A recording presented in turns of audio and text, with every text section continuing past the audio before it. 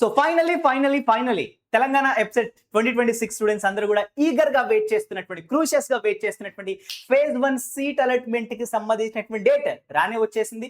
Mostly ఈ రోజు ఆ రేపు రిజల్ట్స్ అనేటువంటి వచ్చేస్తాయి. ఎందుకు ఇంత ఈగర్ గా వెయిట్ చేస్తారో మీ అందరికి తెలిసిందే. కష్టపడి ఎగ్జామ్ రాశారు, కౌన్సిలింగ్ ప్రాసెస్ లో కూడా అటెండ్ అయిపోయారు, బోల్డ్ అన్ని కాలేజెస్ ని రీసెర్చ్ చేశారు, బ్రాంచెస్ గురించి రీసెర్చ్ చేశారు. ఇవన్నీ చేసింది దేనికోసం? నచ్చిన కాలేజ్ లోపల ఒక మంచి కాలేజ్ లోపల సీట్ తెచ్చుకోవడం కోసం కదా. సో ఫేజ్ 1 రిజల్ట్స్ వచ్చినట్టయితే అందరికి తెలిసిపోతుంది, రైట్, ఏ కాలేజ్ లోపల సీట్ వస్తుంది అనేటువంటిది. అందుకనే చాలా మంది స్టూడెంట్స్ ఈగర్ గా వెయిట్ చేస్తున్నారు. సో మీ అందరికి తెలిసిందే పిల్లలు, మనకి తెలంగాణ ఎప్సెట్ 2026 కి సంబంధించినటువంటి కౌన్సిలింగ్ ప్రాసెస్ స్టార్ట్ అయిపోయింది. వెబ్ ఆప్షన్స్ పెట్టేసుకున్నారు, సర్టిఫికేట్ వెరిఫికేషన్ అయిపోయింది, మార్క్ సీట్ అలాట్మెంట్ కూడా అయిపోయింది. బట్ ఒరిజినల్ గా ఏ కాలేజ్ సీట్ వస్తుందో తెలియాలి. సో అది ఏ రోజు వస్తుందో చెప్పండి. వాళ్ళు ఇచ్చినటువంటి అఫీషియల్ ఇన్ఫర్మేషన్ ప్రకారం మనకి సీట్ అలాట్మెంట్ అనేటువంటిది ఫస్ట్ ఫేజ్ సంబంధించింది 10th రోజు లేదా బిఫోర్ 10, అంటే 8th ఆల్రెడీ అయిపోయింది, ఇంకా 9th లేదా 10th రోజు ఇస్తారు కదా రిజల్ట్స్ అని ఇక్కడ పెట్టారు. లేదంటే బిఫోర్ 10th అంటే 9th, అంటే ఈ రోజు లేదంటే రేపు, రెండిట్లో ఏదో ఒక రోజు రిజల్ట్స్ రావడానికి ఛాన్స్ ఉంది. మోస్ట్లీ ఈ రోజే రిజల్ట్స్ అనేటువంటి వస్తాయి, 9th రోజే. ఏమైనా టెక్నికల్ ఇష్యూ ఉన్నట్టయితే 10th రోజు రిజల్ట్స్ అనేటువంటి రావడానికి ఛాన్స్ ఉంది. ఇప్పుడు పిల్లలు, మనం మీకు సీట్ వస్తే ఏం చేయాలి, సీట్ రాకపోతే ఏం చేయాలి, ఫర్దర్ ప్రాసెస్ ఏంటి పిల్లలు, చాలా చాలా ఇంపార్టెంట్. సీట్ వచ్చిందని కన్ఫర్మేషన్ మనకి ఎలా తెలుస్తుంది, ఇవన్నిటి విషయాల గురించి మనం జాగ్రత్తగా చెప్పుకుందాం. కాన్సన్ట్రేట్ గా వినండి రా పిల్లలు. చలో, ఇప్పుడు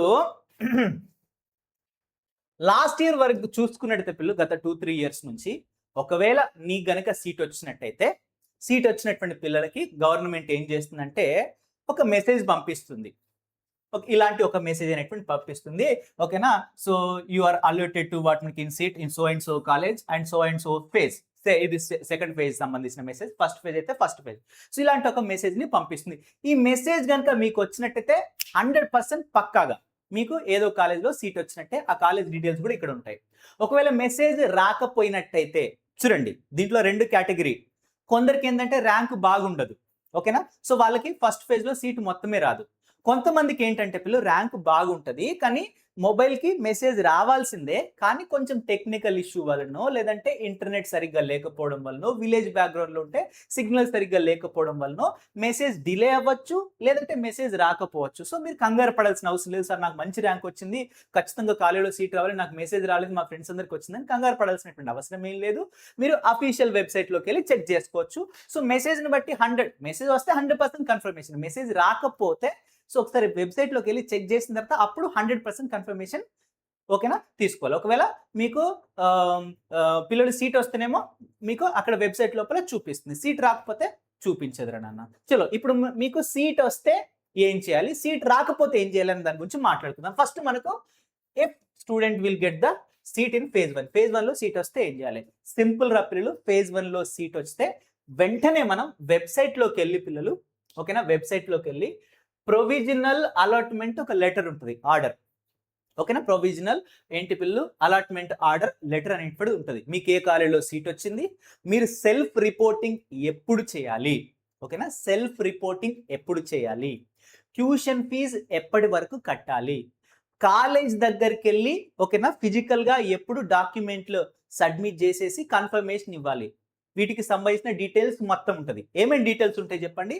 మీకు ఏ కాలేజీలో సీట్ వచ్చింది, సెల్ఫ్ రిపోర్టింగ్ ఎప్పుడు చేయాలి, దాని తర్వాత మీరు ట్యూషన్ ఫీజు ఎప్పుడు పే చేయాలి, ఎలా పే చేయాలి, ఎంత ట్యూషన్ ఫీజు అనేటువంటిది, దాని తర్వాత మీరు కాలేజ్ దగ్గరికి ఎప్పుడు వెళ్ళాలి, ఈ డేట్స్ అన్నీ ఉంటాయి. సో ఖచ్చితంగా డేట్స్ ఫాలో అవ్వాలి. సెల్ఫ్ రిపోర్టింగ్ ఈ డేట్ లోపు అంటే ఆ డేట్ లోపు మనం ఆన్లైన్లోనే సెల్ఫ్ రిపోర్టింగ్ చేయాలి, ఆన్లైన్లోనే సెల్ఫ్ రిపోర్టింగ్ చేయాలి. ఇవన్నీ ముందు మీకు అర్థమవుతాయి పిల్లలు, సెల్ఫ్ రిపోర్టింగ్ ఎలా అనేది ఏంటనేది ముందు చెప్తాను, ఓకేనా.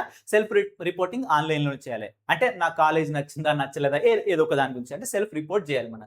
దాని తర్వాత ట్యూషన్ ఫీజు అనేది మనం ఆన్లైన్లోనే పే చేయాలి రా పిల్లలు, అవసరం లేదు కాలేజ్ దగ్గరికి వెళ్ళి పే చేయాల్సిన అవసరం లేదు.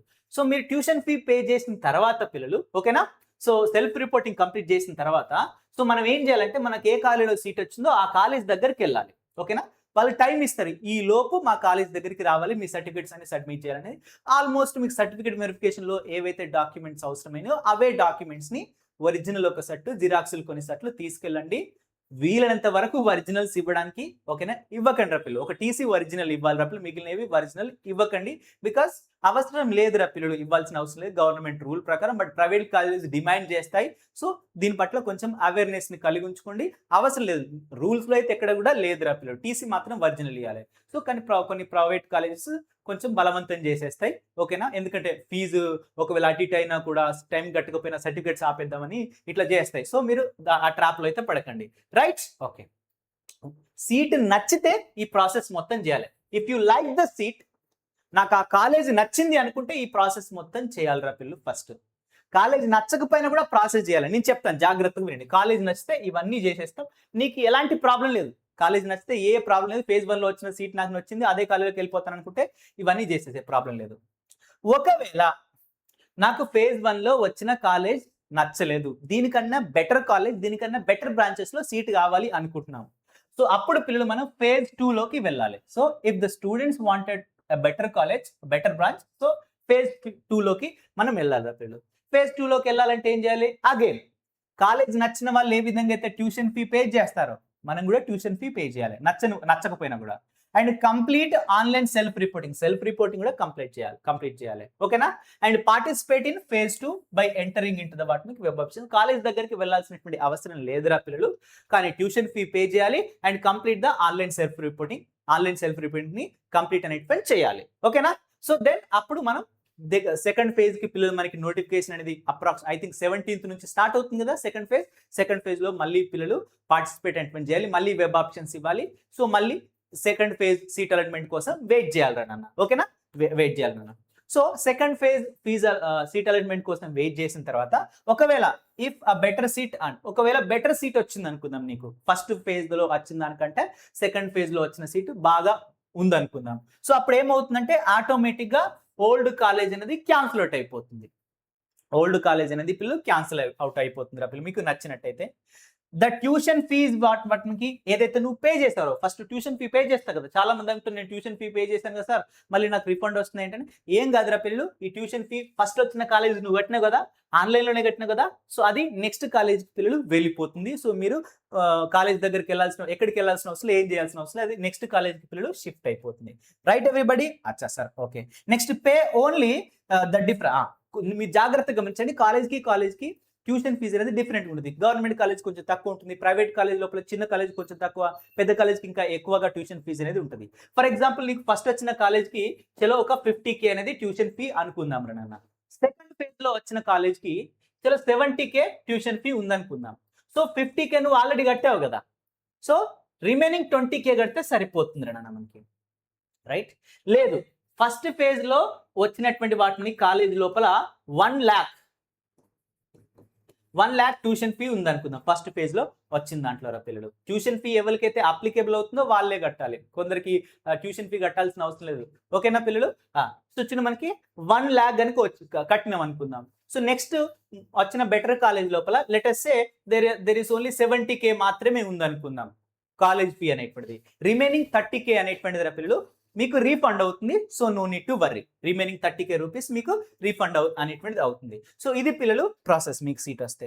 ఇఫ్ ఒకవేళ కనుక పిల్లలు మీకు బెటర్ కాలేజ్ బెటర్ కాలేజ్ వస్తేనేమో ఈ ప్రాసెస్. ఒకవేళ బెటర్ కాలేజ్ అవ్వకపోతే సో ఫేజ్ 1 లో ఏదైతే కాలేజ్ వచ్చిందో అదే కాలేజ్ని మనం యాక్సెప్ట్ చేసేసి ఆ కాలేజ్కే వెళ్ళిపోవచ్చు.